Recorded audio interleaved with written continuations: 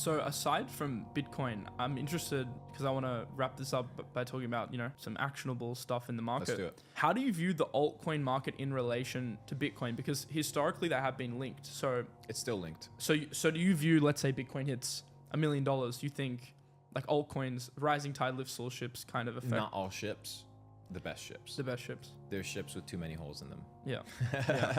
And those holes are like, Everything. VCs liquidity, token, like pre-sales, Yeah. product market fit, your ability to list your reputation, the amount of customers that you have. It's a lot of shit. The issue with a lot of crypto projects is, imagine Facebook 2006 when it just starts. They launched their stock that next year. Is Mark Zuckerberg ready with such an infant company to be managing a stock, to be managing investors as well as a company and profits? Very difficult for a CEO to do all of that. Today in crypto, that's what's happening. You have people managing a chart, managing investors, and simultaneously trying to build a market fit product that onboards customers and that is profitable. Look at what's taking place with fucking Polkadot. Yeah. They're going crazy because they're like, oh, we thought that this was going to be the future, but nobody's using it. Going to zero. A lot of projects are. 99% of projects Going are. to zero. So does it lift all boats? Maybe during a bull run speculation. Yeah. Long term, not at all. But there's a couple monolithic ecosystems that I think are going to outweigh everything. Ton ecosystem, Bitcoin ecosystem, Ethereum ecosystem, Solana. Right now, these are the 4 heavy duty players. You have Base wanting to get involved. You have Linea wanting to get involved. You have AVAX wanting to get involved. These are all competitors. They all have a chance. But once again, it's the path of least resistance. Do they have Phantom, right, readily available in Jupiter that you can hop on and swap? No. Okay, well, what is the path of least resistance to acquire a user? So then I look at Ton. Okay, well, it's very simple. So when I look at these chains, when I look at these products, I look at demand. I look at how aged they are, because age is important, because it tells you if something has the ability to stand the test of time. And do they have traction? Traction is it a path of least resistance for users to come on board? And is the usability of the product something that's enjoyable?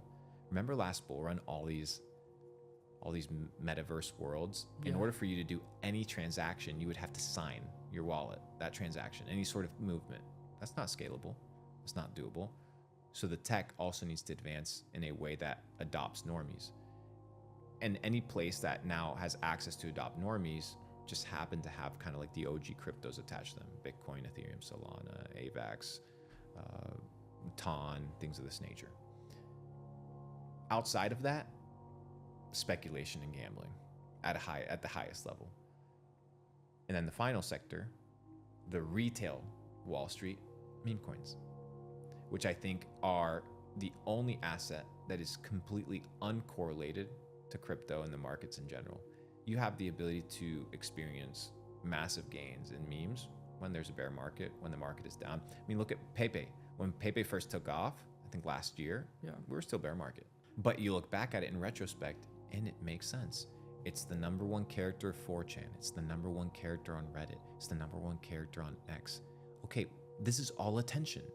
The guy that owns the IP doesn't really take care of it, doesn't give a fuck about it. It's already pretty much like a household internet name. Okay, we have all this momentum, energy, and attention. Let's just add a token to it so that people can speculate on it. Whoever did it is a G. And there's this additional element. I don't know if you remember, but there was FUD in the early days where the 100%. team had a fight, but that dumped a lot of the team supply. And then once people realized a lot of that was in the market, it became like the community's coin because there wasn't that sell pressure. And that's like a powerful narrative, right? When it's like the community and they just pumped it. Yeah, I mean, that's how I'm seeing the market, man. I think actionables is get involved. Actionables is join communities. Actionables is understand that this is here to stay. And it's not about gambling. If I'm like, hey, buy this coin, that coin, you're not going to become a better G if I put in a couple grand in your pocket. That's not, no. You become a winner by identifying trends, by identifying narratives, and by identifying winning teams. And nobody can do that for you except yourself. Even you listening to the things that I'm saying, go and research them. Spend 4 or 5 hours before you allocate your hard-earned money into different plays, because you could lose it. And once again, most people in the markets, and we saw it last bull run, dude, people got fucking demolished. You don't think another Luna is going to happen this bull run? You don't think another BitConnect is going to happen? You know what I mean? Take you, Mt. Gox, BitConnect, Luna. What's next? Something's next. I lost a lot last bull run. I made a lot and lost a lot. And your first bull run as well, you said you made over 160x and lost it all. 160x. I went to lost net. it all. So, but sometimes you need to go through that stuff to like understand like how to actually play the game.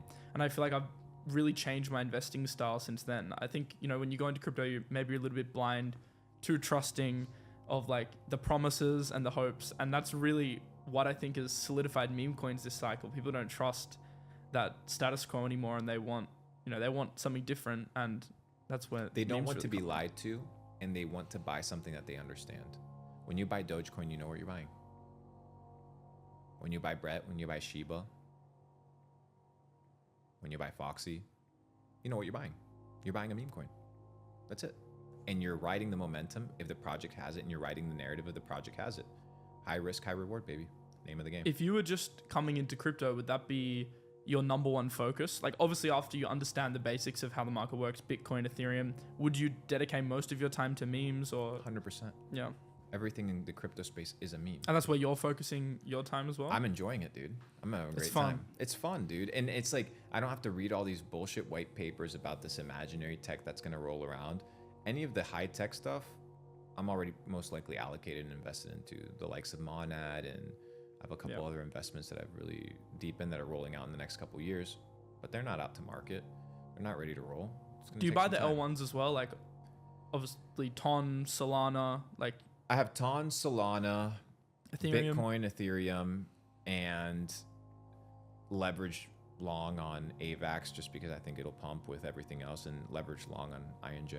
I think what people need to understand as well is like something like Bitcoin, Ethereum, Ton, Solana, you can probably hold that with like quite a long-term view, like even 10 years, obviously taking profits in bull runs. Whereas the meme coin game, that's you got to treat it differently. Days, weeks, months. It's in maybe out. Months if you're a G and you pick something that's crazy and the team works. Yeah.